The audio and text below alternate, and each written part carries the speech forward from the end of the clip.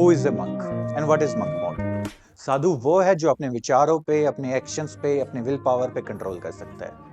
और अगले 7 महीने किस तरीके से आप मंक मोड को एक्टिवेट करके अपने एग्जाम को क्लियर कर सकते हैं, इस सब के बारे में हम बात करेंगे इस पर्टिकुलर वीडियो के अंदर। मैं हूं सचिन चौगंद, आप सभी का स्वागत करता हूं एवीकेएस एकेडमी के इस प्लेटफॉर्म पे।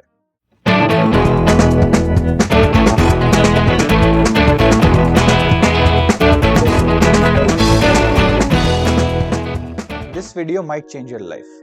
किस तरीके से मंक मोड को आपको एक्टिवेट करना है उसके बारे में हम बात करेंगे, लेकिन उससे पहले हमें एक कंसेप्ट को सीखना होगा जिसे हम कहते हैं second order thinking. Second order thinking क्या होता है कि हम किसी पर्टिकुलर चीज के बारे में एक बार फिर से सोचेंगे कि लॉन्ग टर्म के अंदर what will be the result of my this particular action. Example के तौर पर बात करते हैं तो ब्रिटिश काल में भारत के अंदर दिल्ली शहर में कोबरा सांपों की आबादी बहुत ज्यादा बढ़ गई थी, जिसके लिए वो एक पॉलिसी लेके आते हैं कि जो भी इंसान कोबरा सांप को पकड़कर मारकर सरकारी दफ्तर के अंदर जमा कराएगा, सरकार उसे पैसा देगी।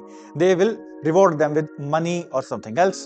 तो लोगों को पैसा तो कमाना था, तो दे स्टार्ट कैचिंग कोबरास। लेकिन एक टाइम के बाद लोगों को इसके अंदर लूप होल मिला एंड उन्होंने सांपों को पालना ही शुरू कर दिया। अब इतने सारे सांपों को वो पालते थे और सरकारी दफ्तरों में जमा करवाने लगे थे, जिससे सरकार का पैसा तो हम लोगों के पास जा रहा था, लेकिन सांप कम नहीं हो रहे थे। सरकार को भी ये बात समझ में आई कि उनकी पॉलिसी में लूप होल है और उन्होंने अपनी पॉलिसी को बंद कर दिया। लेकिन लोगों के घरों में तो सांप थे, उन्होंने तो ब्रीड कर रखा था, उन्होंने तो पाल रखे थे। तो अब उन्हें पैसे मिलने नहीं वाले उस चीज के, तो उन्होंने उन सांपों को खुलेआम शहर में छोड़ दिया और दिल्ली शहर में सांपों की आबादी घटने की जगह और ज्यादा बढ़ गई। ब्रिटिश सरकार इसके लॉन्ग टर्म कॉन्सिक्वेंसेस को सोचे बिना इस पॉलिसी को लेके आई, इसकी वजह से ये हुआ। एक कंसेप्ट और हमें सीखना है जिसे कहते हैं फ्री विल। फ्री विल क्या होता है कि मेरी विल फ्री है किसी भी टाइप के एक्सटर्नल फोर्स से या इन्फ्लुएंस से। कोई भी चीज मुझ पर वो इन्फ्लुएंस नहीं कर सकती कि मैं मेरा पर्टिकुलर एक्शन जो करना चाहता हूं वो ना करूं। बट क्या we have free will? No. इसके एग्जाम्पल क्या है? इसके एग्जाम्पल ये है कि आप घर पे जाके शाम को सोचते हो कि मैं पढ़ूंगा, सडनली आपके एक दोस्त का फोन आता है, वो कहता है दोस्त चाय पीने चलें, 10 मिनट लगेंगे, और आप फटाक से अपनी किताबें बंद करके उठ जाते हो और चले जाते हो, और वो 10 मिनट कब 1.5 घंटे में बीत जाता है आपको पता ही नहीं लगता।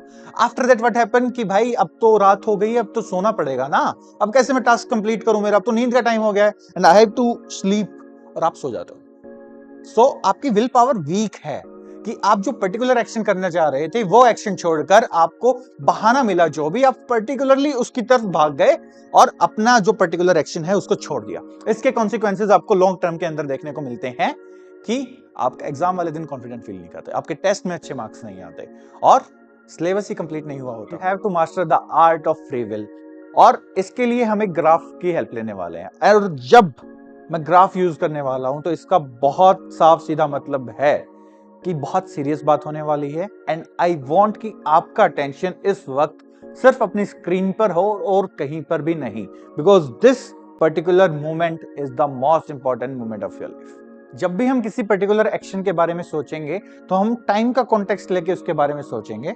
हमें कोई एक्शन करके या तो प्लेजर मिल सकता है या पेन मिल सकता है, कि मेरे को एक पर्टिकुलर एक्शन मैंने किया, I got some pleasure from that, या मुझे उससे कुछ नुकसान हो रहा है। फॉर एग्जाम्पल, आप स्मोक करते हो या कोई ऐसी चीज करते हो जो आपको इंस्टेंट प्लेजर दे रही है, क्या वो मेरे लिए लॉन्ग रन में अच्छी है? टाइम के कॉन्टेक्स्ट में देखेंगे।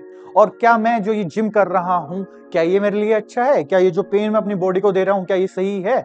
हम ये भी लॉन्ग टर्म के कॉन्टेक्स्ट में देखेंगे। तो एक ग्राफ हमारा बनता है कि जो चीजें हमें प्लेजर दे रही हैं इंस्टेंटली, वो चीजें जब कंपाउंड हो जाती हैं तो आगे जाके हमें बहुत ज्यादा पेन देती हैं। फॉर एग्जाम्पल, स्मोकिंग करना, ये आपकी स्टडी के पर्सपेक्टिव से मैं बात करूं, अपना टाइम उन चीजों में लगाना जो कि आपको आपके गोल से दूर लेके जा रही हैं। फॉर एग्जाम्पल, रील्स देखना। जितनी आप रील्स देखते जा रहे हैं उतना आपको स्टार्टिंग में प्लेजर मिल रहा है, but then this pleasure converted into regret and this regret आपको पढ़ने नहीं देता है। आपका दोस्त आपको बुलाने आ गया, आपने अपना टारगेट कंप्लीट नहीं किया, आपने अपना सिलेबस कंप्लीट नहीं किया, उस वक्त मस्ती करना, मूवी देखना, सब चीजें आपको प्लेजर दे रहा है, तो आपका कर्व जा रहा है भाई ऊपर। But in a long run what happen कि एग्जाम वाले दिन you are not confident enough, test में आप अपीयर नहीं हुए, मार्क्स नहीं आए, तो your graph will keep going down और आपको विद टाइम पेन होना स्टार्ट हो जाएगा, रिग्रेट होना स्टार्ट हो जाएगा, दुख होना स्टार्ट हो जाएगा, ग्रीफ होना स्टार्ट हो जाएगा। वहीं if we take the pain in the starting procedure, for example, आप टेस्ट देते हो जितने भी होते हैं, आप पेपर टू की हर दिन प्रैक्टिस करते हो, जो बुक्स आपको मिली हैं वो बुक्स आप पढ़ते हो, तो पेन मिल रहा है जी। हमें ज्योग्राफी समझने के लिए एक्स्ट्रा एफर्ट करना पड़ रहा है, मैथ्स के क्वेश्चन सोल्व करने पड़ रहे हैं, तो ये चीजें पेन आपको दे रही हैं, but what will these things give you in the long run? These all good things will compound, और एक कंपाउंड होकर आपको देंगी रिजल्ट, और जो वो रिजल्ट आपको मिलेगा that will give you the extreme pleasure. तो कहने का क्या मतलब है कि जो चीजें हमें प्लेजर लग रही हैं, क्या वो प्लेजर हैं? नहीं, वो जस्ट डिलेड पेन ही है। और जो चीजें हमें पेन लग रही हैं, टू बीइंग डिसिप्लिन, जो टेस्ट को देना, पेपर टू की प्रैक्टिस करना, वो पेन नहीं है, वो जस्ट एक डिलेड फॉर्म ऑफ प्लेजर ही है, जो लॉन्ग टर्म तक चलेगा, जो कंपाउंड होने के बाद हमें मिलेगा।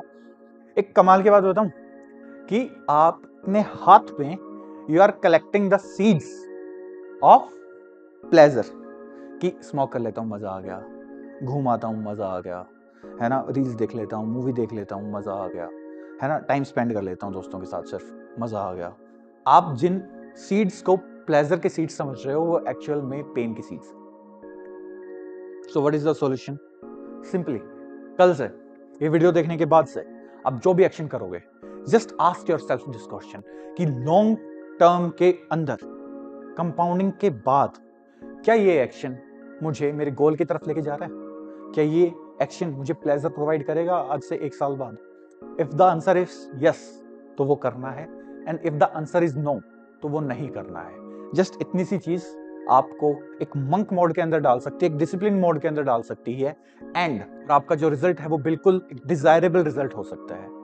You just have to promise me कि सर अगले 7 महीने we are ready to activate our this monk mode, हम डिसिप्लिन में रहेंगे, हम कंट्रोल करेंगे हमारे एक्शंस को, हमारे थॉट्स को, and I am ready to promise you कि रिजल्ट वाले दिन पीडीएफ के अंदर आपका नाम जरूर होगा।